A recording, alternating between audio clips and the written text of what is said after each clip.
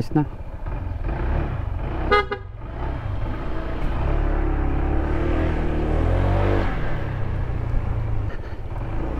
Ayan. So it's 4 PM na, hapon na, no, yung ride natin. So hapon tayo aalis kasi medyo galing kasi akong panggabi. Ayan. So try natin biritin or i-break in natin to papuntang Tagaytay. Let's go. So we're at, i-reset ko nga pala yung aking ano, yung trip A para makita natin kung ilang kilometers yung aking matatakbo ngayon. Yan, i-reset muna natin trip A. Okay, reset. Tingnan natin ang battery 14.3 volts. Ayan. Okay, average consumption 29.8. diba ang baba, 29.8, kasi ano, city driving lang ako. O ngayon, tingnan natin kung ilan na magiging consumption niya. Start tayo. Late pa yung relo ko dyan kasi nagtanggal ako ng battery nung kinabitan ko ng busina. Ayan. Bago talaga makalabas ng subdivision, talagang nakapaka-traffic. Hindi pa rin naman traffic, matagal lang talaga. So di muna tayo magpapagas kasi meron pa tayo. Nagpagas pa ako nung isang araw at 2 bars pa lang yung nababawas. Ayan, magwa 1 month na tong aking ADV. Ngayon ko lang talaga siya mararide ng malayo-layo. Dala ko na sa Batangas nung umuwi ako, pero malapit lang, halos ano lang, 20 kilometers lang yung napuntahan, balikan. So 40, maliit lang. So parang ano lang, parang tinesting ko lang. So ngayon, tetestingin naman natin, gagamitin natin yung ADV natin sa mga paahon na lugar. Ewan ko kung kita sa camera, pero yun yung bundok na yun, doon tayo pupunta. Yun yung Tagaytay. So meron kasing shortcut dito. Actually hindi naman siya shortcut, mahaba rin yung road, pero hindi lang siya ganun ka busy yung kalsada, kasi yun ay parang ano lang, iba yung ruta papunta sa Tagaytay. Yan. Tapos yung lalabasan natin na Tagaytay medyo padulo na, hindi siya yung papunta na siya sa sky, sa Palace in the Sky. Palace in the Sky nga ba yun? Ayun, basta doon yun sa may tuktok ng Tagaytay. So ngayon, babagtasin muna natin to Kalamba papuntang Kanlubang. Ayan, papunta tayo doon sa may Kanlubang. Kanlubang exit tayo. Kanlubang, tapos punta tayo ng Tenerife. Let's go. Dito na tayo sa may Kanlubang. Ito yung gate ng Kanlubang. I-ticket dyan, bibigyan ka ng ticket, bayad ka ng 5 pesos kapag motor. Ayan. So dito tayo liliko, papunta tayo ng Teleray, then doon may paakyat ng Tagaytay, pupunta tayo doon sa may bahay ni Marcos. Ayan. So dito nung dumadaan ako, nung dala ko yung Mio ko, medyo pa talaga matagtag, no, kasi dito hindi talaga maganda yung kalsada. Ayan, semento siya, tapos bibitak-bitak na yung semento. Ayan, pabagtasin natin to papuntang Tagaytay. Dito tayo dadaan sa may Kanlubang. Ayan, kita nyo naman yung mga lubak-lubak dito, napakalalim, no. Pag talagang natsyempuhan ka since break-in period pa lang to, hindi natin sasagarin, tamang piga lang. At ngayon dadalhin natin to sa mga ahonan. Ayan, tetestingin natin kasi first time nito kong makakaranas ng mga ahonan. Kaliwa tayo dito. Dito yung San Miguel, tapos dun sa kabila yung Coke, factory ng Coke. Yan, tapos dito yung Science Park. Okay, yun ang maganda sa ADB. Alam mo, meron pa rin siyang pagka may mga lubak, ramdam mo pa rin siya, pero hindi yung talagang katulad ng mga Mio, mga Sporty, mga ganun na ramdam mo, kasi iba talaga yung shock nito pero again, ramdam mo pa rin siya, no? Hindi siya talagang, hindi mo mararamdaman yung lubak, ramdam mo pa rin siya, pero hindi lang ganun kalakas yung lagabog niya. Kumbaga nasasalo ng shock, kasi yung Showa shock na kung alam naman natin na yung Showa shock ng ADV talagang branded yan, at yan yung isa sa mga quality na pyesa dito sa ADV, kasi mga pang big bike yan. Showa shock. Saka yung ano, yung shock niya sa unahan, yung suspension niya. Kahit hindi siya inverted, okay na okay pa rin siya eh. So, para sa 160, napakaganda ng suspension niya to. Ayan, maraming nagsasabi matigas daw yung likod. So, para sa akin, kasi ako wala na akong negative na masasabi sa ADB kasi pag galing ka talaga sa mga 115, wala, lahat maganda sa'yo, lahat bago. Diretsuhin muna lang natin to. Dito na tayo sa Camellia Homes. Ayan, dire-diretso lang to. At mamaya punta na tayo dun sa Paahon, papunta sa bahay ni Marcos. Ayun. Ayan oh, meron na palang McDo dito. Ayan, tapos dito ikot lang kayo dito sa runabout na to. Tapos wag kayong kakanan kasi dito sa pakanan ay papunta tong New Valley. So one way lang to mga idol, kakanan ka lang dito tapos dire-diretso lang.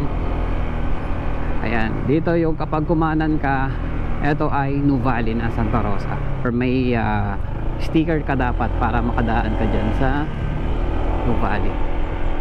Ayan, so diretso lang tayo dito, dito tayo liliko. Ayan, sa Canlubang Golf and Country Club. Ayan, kanan tayo dito. Tapos dire-diretso lang ito papuntang bahay ni Rizal. Ay! Bahay ni Marcos pala. Ayan. Hindi ko alam kung kita dito sa camera, pero yun yung People's Park na yun. Nakikita nyo. Ayun yung People's Park. Doon tayo pupunta. Aakitin natin to.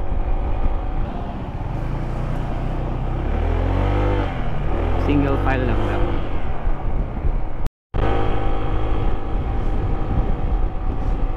Diretso lang to, tapos kakanan kayo.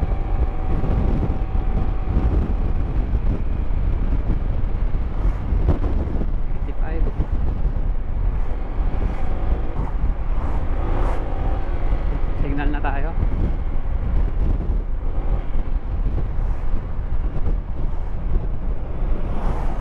So ito na yung paakyat papuntang Casile Road. Ayan, Casile to Tagaytay Road.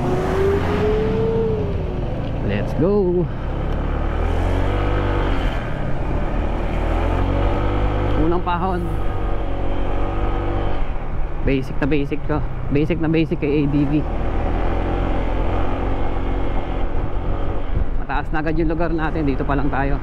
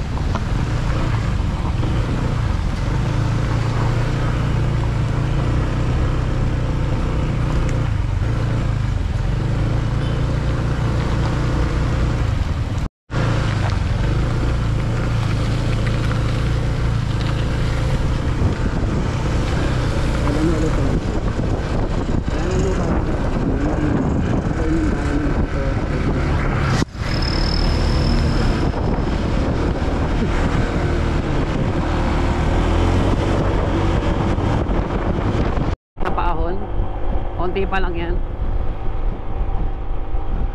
Ayan, medyo matarik din yan. Kayang-kaya ito na ADV. Wala tayong buwelo.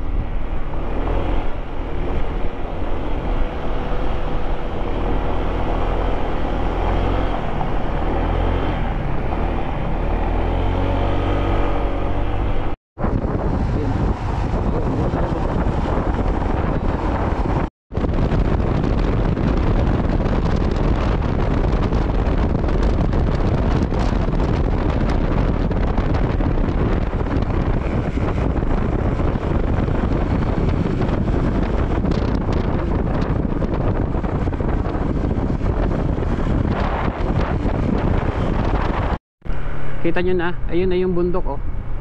Ayan, so isang ahon na lang yan, isang matarik na ahon na lang yan, nandun na tayo sa Tagaytay. Ganun kabilis dito sa Casile Road. Saka nababatak yung motor talaga, patak na patak. kita nyo paahon. Hindi lang ako makadiretso kasi may mga sasakyan, pero parang ano, parang konti ng piga. Yan, hindi nahihirapan si ADB. Oh, nakakapagpabilis pa rin ako kahit paahon. 30 kph. So to si ADB, nagpo-40, nagsi-60 pagpaahon. So yan, mamaya testing pa natin, meron pa doon mas mataas, mas matarik. Yan, ang ganda. Diretsuhin na natin. Tignan natin kung anong ibibigay ni ADB. Kasi yung Mio ko 30 to 40 paahon. Nagsi-65 tayo paahon. Wala akong back ride. Ayan, 65. 65. Ang lakas eh, no? Okay na rin to, bilis oh. 65 paahon, walang OBR. Sa huling panood ko kay Ned Adriano, yung sa vlog niya, may OBR siya. Yung paahon, bumanat siya ng 50. May OBR siya. Hindi ko alam kung anong weight niya. Pero ngayon ako solo, 65. Ayan o. Ito, paahon pa rin to, dire-diretso. Ayan, medyo natigil ko lang, pero ayan, bumaba siya sa 55, 52. So yun, 65 sa ahonan. Napakatarik nun. Kumbaga yun yung maitatapat natin sa mga ahonan sa mga papuntang Baguio, mga panorte. Yan yung mga ahonan na matarik dito sa Casile. So yun, na-testing ko na. Solid talaga ADB. Walang wala siyempre pag kinukumpara ko naman sa mga Mio, eh, yun lang naman talaga yung ano, pagbabasihan natin eh. So confirm ko na, ayan, ang ganda dito. Confirm ko na kapag naka-ADB ka talaga, eh talagang solid. Saan kaya to? Ayan.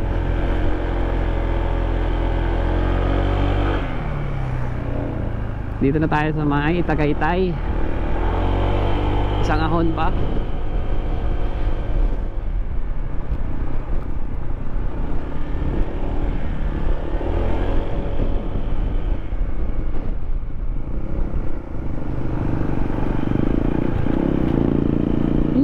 Medyo malamig ang ano dito. Malamig talaga.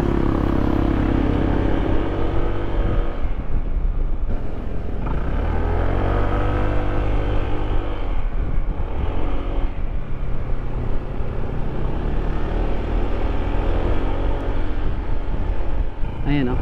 Pero doon pa tayo. Hanap pa tayo ng ibang pwesto. Mainit dito eh.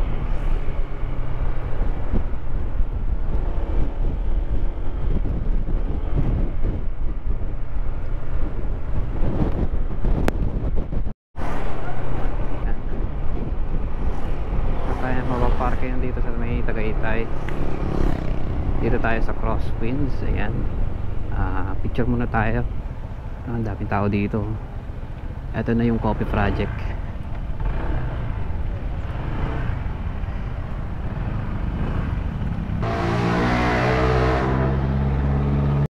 Tagaytay to Tanawan, Batangas via Sungay Road. Ayan. Sungay Road tayo mga idol. So ayan na, traffic na sa Tagaytay. Ang daming kasi napunta dun sa ano, sa Crosswinds PCX. Ayan na yung ating Taal Volcano. Bababa tayo sa Sungay Road papuntang Tanawan, Batangas. Kakaliwa na tayo dito. Dito yung pababaan ng Sungay Road. Ayan. Sungay Road, baba natin Talisay. Ayan, Talisay, Batangas. Going to Tanawan. From Tanawan, badaan muna tayo dun sa amin, sa San Vicente, sa Santo Tomas. Uy, may ride sila oh. Ayan, so kakaliwa na tayo dito. Alam ko may kainan din dito. Pag nakita ko yun, kakain talaga ako dun. Nakakasilaw. Ayan, so ito na yung daan papuntang Sungay Road naman. Yan, from Casile going down naman tayo sa Sungay Road. Ayan, kasi pag bumalik lang tayo, edi para enjoy yung ride. Kasi uwi na rin ako ng Batangas. Ayan, daan tayo sa dito sa Sungay Road. Tanda-tanda ako talaga dito, dumaan ako. Anong oras na yun? 10 PM na. Sobrang dilim. Tapos maulan pa. Pababa naman to. Walang problema kay ADB kasi talaga wala na tayong babakbakin pa ahon. Ayan, puro pababa na to. Ingat lang to, merong talagang yung kurbada na sobrang napaka-curve talaga. Ayan. Maganda kalsada dito, asfalto. Tapos dito kitang kita yung Taal Volcano. Sharp curve. Ayan, pati dito. Ingat lang dito. Dahan-dahan lang talaga dito kasi sobrang nung pagka-curve dito. Ayan. Ang hirap umahon dito. Mas mahirap dito umahon. Kung dito ako na-try si ADB, dapat ang daan ko, mag-Batangas muna ako, tapos iikot ako ng Pabatanawan, Sungay Road. Then saka ako bababa ng Caside Road. Yan. So ito na yung Taal. Kita nyo naman, napakaganda. Breathtaking view, diba? Ayan, oh. Hindi tayo pwedeng tumigil dito.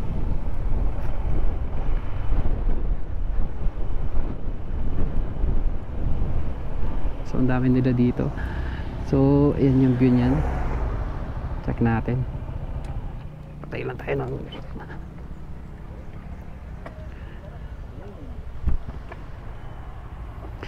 so yun yung Taal Volcano. Ayan.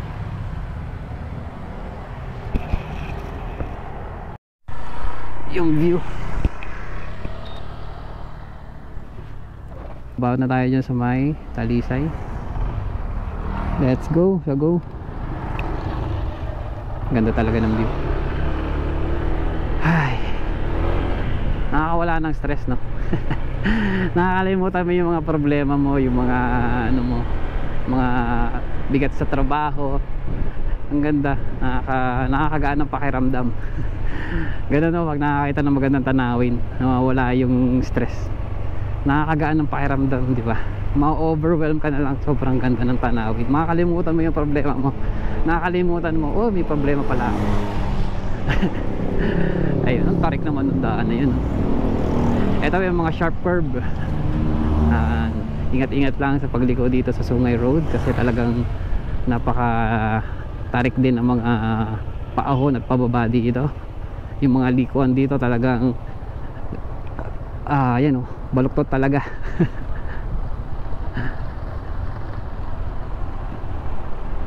Hindi tayo napiga dito, dire-diretso lang. Siguro may restaurant dito. Ang dami sasakyan, no? Pero parang hirap mag-park.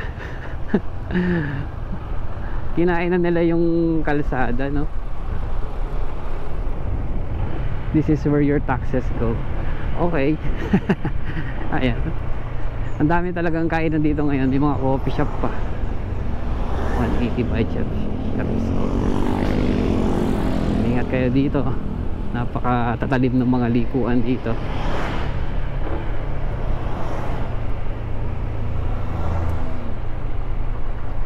Oh, diba? Sobrang zigzag ng road dito.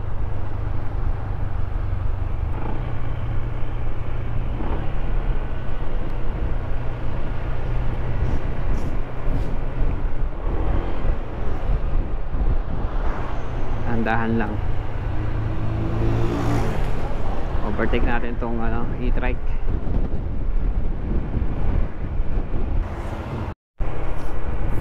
Ayan, dito na tayo sa Talisay Gateway to Taal Volcano.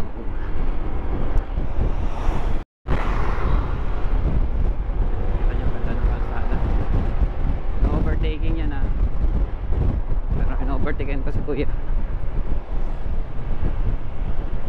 Ito na yung isang view na tinitigilan din ng karamihan. Dito nilagyan na ng bakod. Dati kasi walang bakod dyan. Kaso sinasalaula ng mga nakatambay, tatapon ng basura, nagkakalat yan.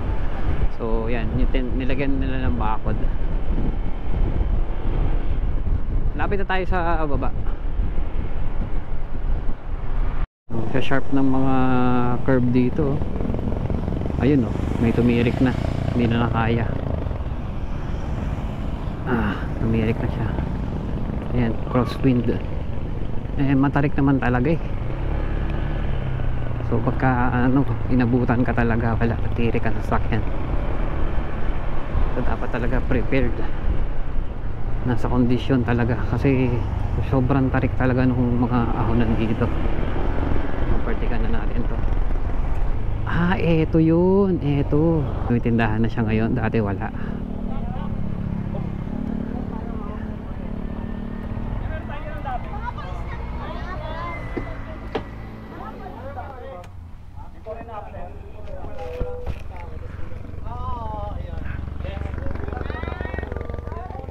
Bilhin muna tayo mainom. Magkano ba buko?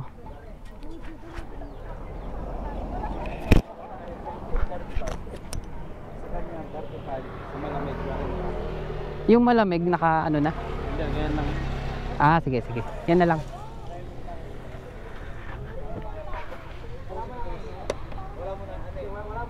Wala mo na tao.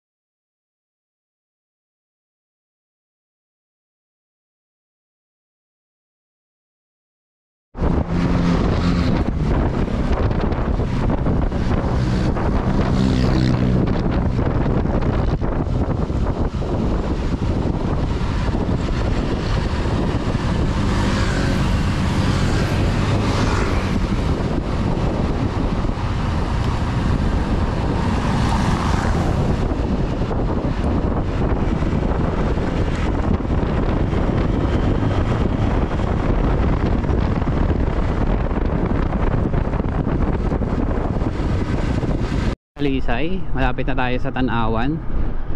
At punta muna tayo ng Santo Tomas bago tayo umuwi.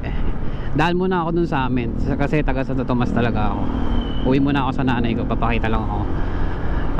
Kasi yung airpod ko hindi pa nakikita yung ADB ko eh. So papakita ko muna, kasi gusto nyo masakyan yung sarap ang sarap pigain ni ADB. Talagang parang kapag nakapiga ka, parang pabilis siya ng pabilis eh. Hindi talaga siya mabilis ang arangkada, pero dumudulo siya sa palagay ko. Siguro pag napalitan mo pa to ng mga aftermarket na panggilid, talagang bibilis talaga to. I think it's for 5 o'clock na. Siguro gabi na tayo makakauwi, or 6, maybe 6 or 7 PM.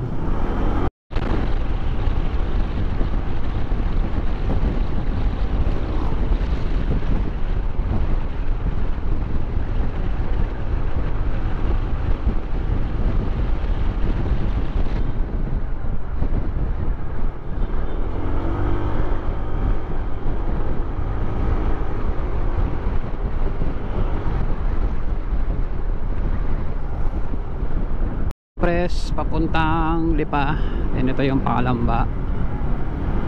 Ayan, heading to Tanawan na tayo, Tanawan, Batangas.